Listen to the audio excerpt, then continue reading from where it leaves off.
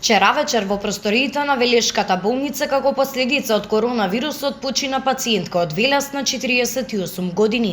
Портпаролот на Општа болница Велес доктор Елеонора Јованова за Здравkin известува дека жената била донесена во тешка општа здравствена состојба. Вчера вечерта околу 17 часот донесена пациентка во тешка здравствена состојба и на 48 годишна возраст, која што била позитивна на COVID-19 веќе 3 дена.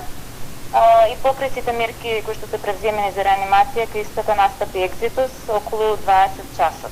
Инаку во Општа болница Велес има и пораст на хоспитализирани пациенти. Вкупно се згрижени 34 лица. 27 се потврдени позитивни на коронавирусот, додека 7 пациенти се со негативен тест, но задржани на болничко лекување.